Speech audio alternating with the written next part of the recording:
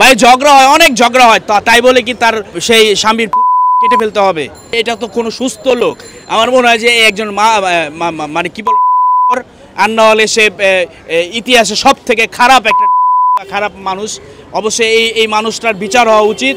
Junior Shakib দুইবার জেলও খাটাইছে, এই শিখা দুইবার জেল খাটাইছে। ছেলেরা যদি কোনো মেয়ের সাথে কথা বলে, ফোনে কথা বললো তাদের জলে, কোনো মেয়ের সাথে সম্পর্ক যদি একটু কথাও বলে অনেক কিছু মনে করে, তো আমার মনে হয় যে এটা হচ্ছে রেশারেশি থেকে এমন হইতে পারে যে সাকিব, যেহেতু জুনিয়র সাকিব একজন ভাইরাল ব্যক্তি, সোশ্যাল মিডিয়ায় তার অনেক ফ্রেন্ড ফলোয়ার আর রয়েছে, অনেক মেয়ে ফ্রেন্ড ফলোয়ার রয়েছে, আমার মনে হয় তাদের সাথে কথা বলতো বা মেসেঞ্জারে কোনো কথা টথা বলতো, সেই জিনিসটা সহ্য না করতে পেরে আমার মনে হয় যে এমন একটা কাজ করেছে। এটা সুস্থ কোনো মানুষের দ্বারা আমার মনে হয় না সম্ভব।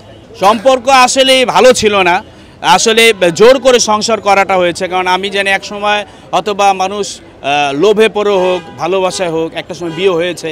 তারপর আমি দেখছি যখন জুনিয়র সাকিব দুইবার জেলও খাটাইছে, এই শিখা দুইবার জেল খাটাইছে এবং নিজের টাকা দিয়ে ছাড়াই দিয়ে আনার পরে সংসার করছে বেশ ভালো। আসলে ভাই, এই কেউ কি বুকে হাত দিয়ে কোনো পুরুষ মহিলা বলতে পারবে তাদের সংসারে ঝগড়া হয় না?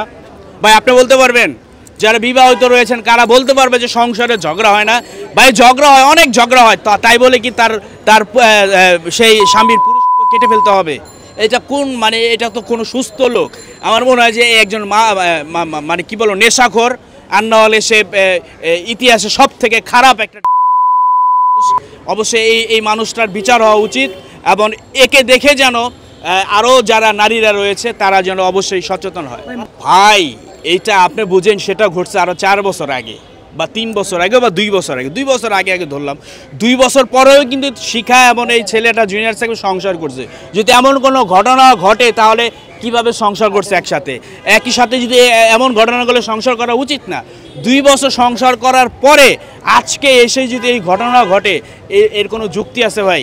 আমার মনে হয় যে যেই মেয়ে এই ঘটনা ঘটাইতে পারে সে মিথ্যা, নিজেকে জাহির করার জন্য, নিজেকে ভাইরাল করার জন্য, নিজেকে বড় করার জন্য সে এমন কোনো কাজ নেই পৃথিবীতে না করতে পারে। জোরটা আসলে এই মেয়েটার ছিল, যে মেয়েটা ঘটনা ঘটেছে এরই জোর ছিল। আসলে বিবাহিত ছিল। আসলে ভাই এখন তো দেশে জানেন যে পুরুষ নির্যাতন কোনো আইন নাই, নারী নির্যাতন আইন এখন কিন্তু শিশু নারী ধর্ষণ মামলায় যে যায় সে বুঝে। কত ধানে কত চাল। বাংলাদেশ সব থেকে বড় এখন এই মামলাটাই সব থেকে বড়। এবং নারী নির্যাতন মামলায় কিন্তু অনেকে, কেউ যদি এই কাজটা নাও করে, অনেক নারী আছে জিত করে তাদেরকে ফাঁসিয়ে দেয়। ঠিক এমনই ফাঁসিয়ে দেওয়া হয়েছিল ছেলেটাকে। তো যাই হোক, আসলে ভালো মন্দ মিলিয়ে মানুষ, সাকিবের ভুল থাকতে পারে, অবশ্যই সংশোধন করা দরকার ছিল। তার আত্মীয় স্বজন আছে, না হলে ভাই বাপের উপরে বাপ আছে। আমার মনে হয় যে পরিবার বসে এইটা সংশোধন করা দরকার ছিল, কিন্তু এখানে একটা মানুষকে মেরে ফেললে তার সমাধান হয় না। জুনিয়র সাকিব তো থাকে হচ্ছে ওর পরিবার থাকে গ্রামে, সেই মাদারীপুরে থাকে, আর নারায়ণগঞ্জ যেটা হচ্ছে বন্দরে থাকে শিখা এবং শিখার জুনিয়র সাকিব এবং তার স্ত্রী একসাথেই থাকে। তো এটা আসলে আমার মনে একটা ঘরে ঢুকে, যেই ঘরে স্বামী স্ত্রী থাকে সেই ঘরে অন্য কেউ তো কখনোই এই কাজ করতে পারে না।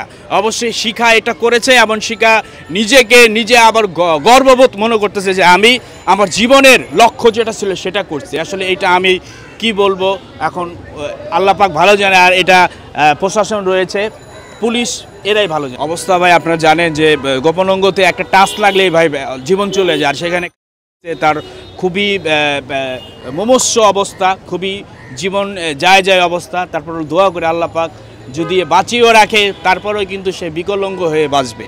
কারণ এটা লটে গেছে, এটা কিন্তু সারা মোটামুটি এখন অনেকেই জানে। একটা পুরুষ তার পুরুষাঙ্গ কাটার পরে তার পুরুষত্ব থাকবে কিনা, তাকে কোন দৃষ্টিতে এই সমাজ দেখবে, এটা হচ্ছে বড় কথা।